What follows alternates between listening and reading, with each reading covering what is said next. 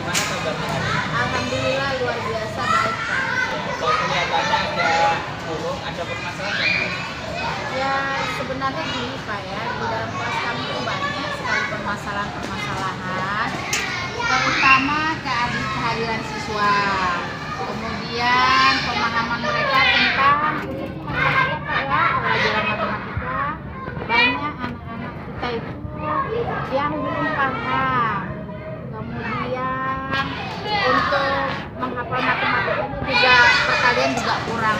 Jadi gimana itu? Ya, terus sekarang kalau Solusinya. melihat permasalahan itu, apa yang Ibu lakukan untuk memecahkan permasalahan tersebut? Nah, yang terutama itu kehadiran Pak. Di awal-awal kita sekolah ini ternyata ada beberapa siswa yang masih mungkin dia ini ya tidak hadir tanpa keterangan. Ya, kemarin saya bertanya-tanya mencari kepada dengan temannya yang dekat-dekat rumahnya, katanya dia ada pesan sama temannya, cuma dia tidak bisa langsung ke guru.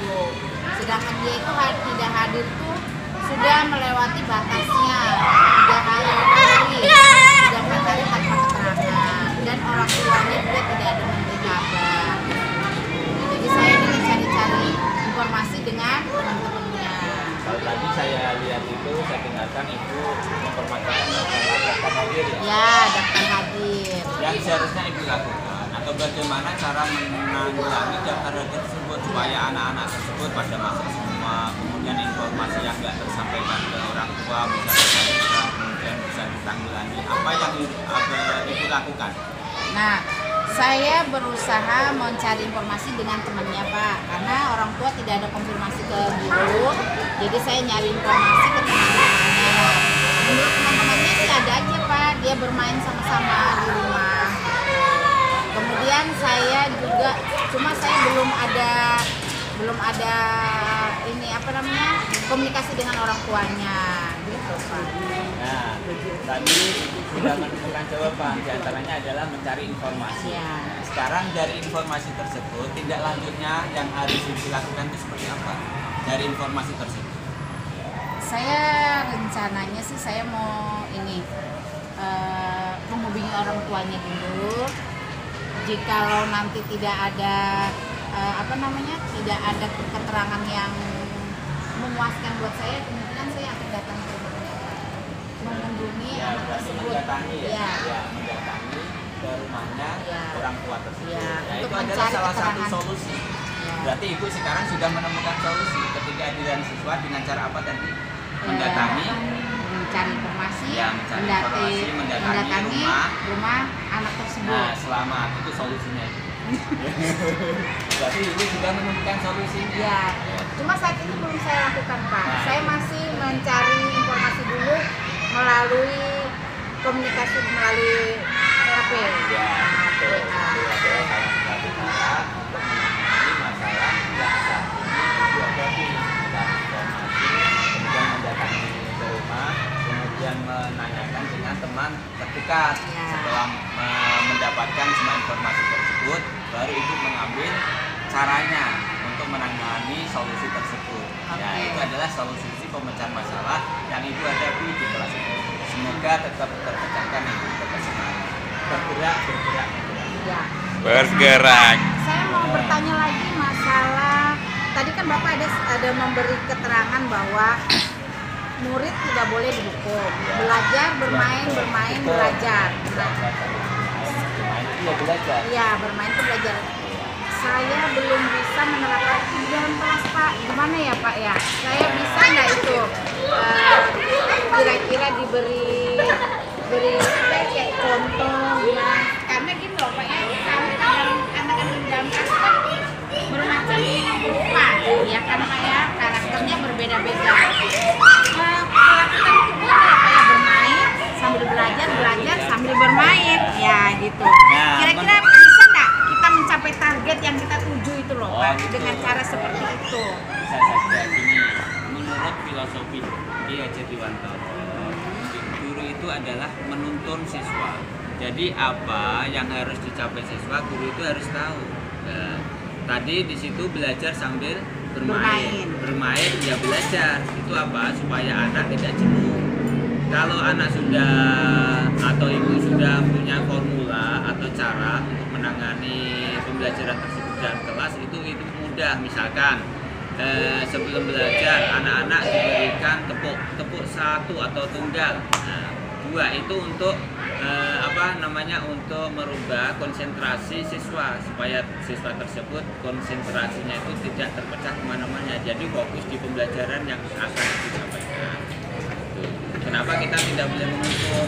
Karena menghukum itu walaupun bagaimanapun alasannya, misalkan untuk kedisiplinan itu memang tidak boleh, karena itu di luar daripada filosofi Ki Hajar Dewantara. Kalau kita masih menghukum, berarti artinya kita masih menggunakan pembelajaran masa kolonialisme seperti itu, masa penjajah dulu seperti itu. Yang mendapatkan pembelajaran itu hanya orang-orang yang mempunyai tingkat derajat sosial tinggi, yang rendah nggak dapat. Di samping itu, bagaimana solusinya atau caranya? Ya, ibu harus pertama harus menerapkan karakter atau prinsip belajar Pancasila ke dalam karakter anak. Contoh, prima dan bertakwa, kemudian berakhlak mulia, itu bisa diterapkan ke anak didik. Ya, misalkan dengan tadi ya, sebelum belajar kita berdoa bersama. Setelah itu ibu baru misalkan sebelum belajar literasi 10 menit atau 15 menit sebelum pembelajaran. Itu adalah kebiasaan atau budaya positif yang harus kita terapkan kepada siswa, kepada murid, agar murid itu tidak merasa bosan belajar di dalam kelas. Guru hanya menerangkan konsep, tetapi tidak diselingi dengan game atau mungkin permainan. Tetapi dalam beberapa menit, kalau kita sudah memberikan selain memberikan pemahaman materi, kita selingi dengan permainan seperti tepuk-tepuk atau mungkin tebak kata atau mungkin game yang lain, itu untuk merangsang minat belajar siswa ke depan di dalam kelas supaya tidak bosan. Selingi intermezzo istilahnya. Terima kasih Pak atas penjelasan yang sudah diberikan. Mudah-mudahan kedepannya kita bisa lebih baik lagi di dalam kelas ya Pak ya. Terima kasih Pak. Pak Tahir mungkin ada masukan?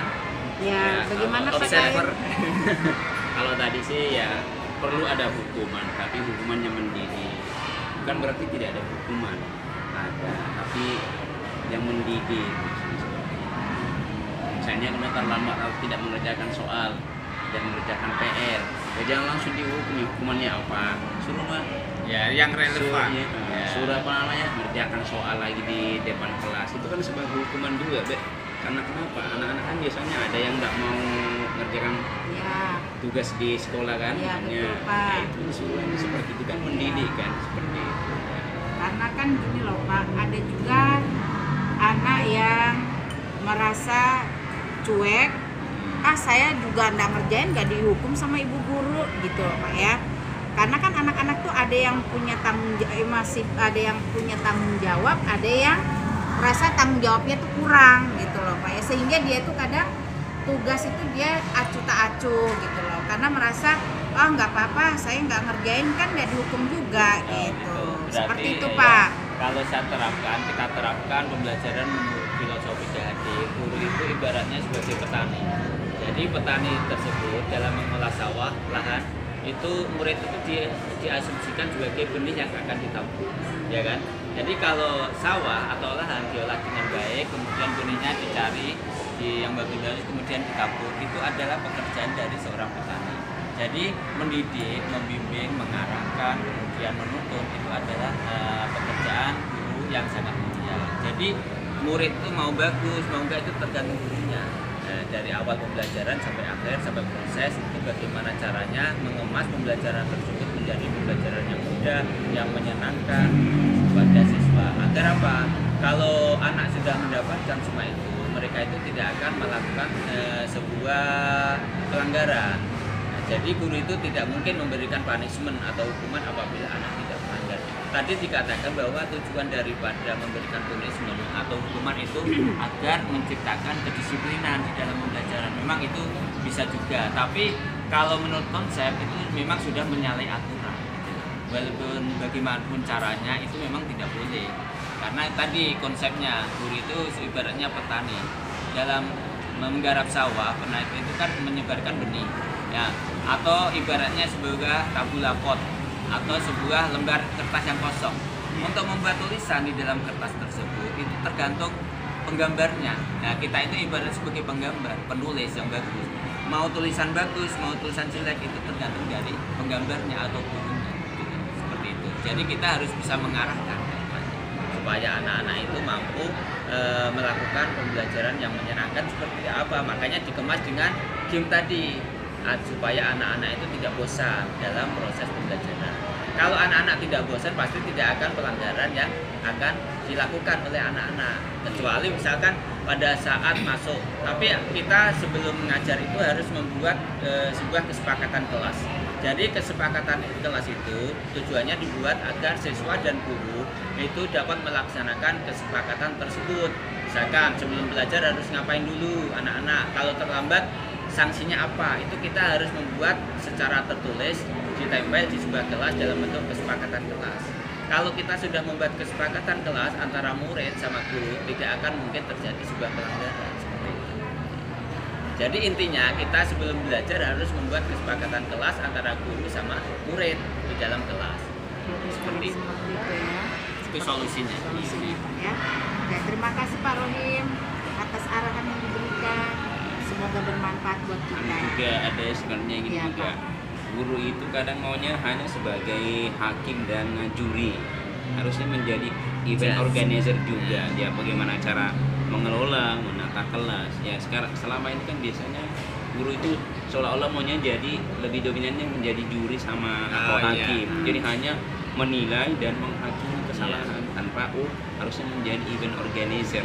Jadi Seperti itu. guru itu yang bagus itu sebagai mitra, sebagai teman siswa, itu yang bagus. Jadi kita itu harus mendampingi, seolah-olah murid itu ada teman kita sendiri, tidak ada jarak. Misalkan ada jarak tapi dalam konteks tertentu. Jadi dalam sebuah proses pembelajaran itu kalau sebuah mitra itu gampang. Nah, misalkan kita ibaratkan murid itu sebagai teman kita, mungkin kita bisa mendekati dalam bentuk karakter siswa. Iya. Kita tahu, oh ini karakternya si A Iya, seperti betul, ini ya. ya. Kita dekatin, kita ajak ngobrol, kita ajak berdiskusi. Ada masalah apa nak? Seperti itu. Itu adalah salah satu cara bagaimana cara menuntaskan pembelajaran supaya tidak muncul gejolak-gejolak ke depannya. Iya. Seperti itu. Seperti itu. Iya. Baik Pak Rohim, terima kasih. Iya, sama-sama. Pak Tahir, terima Mungkin kasih. gitu. Oke. Sip, tidak.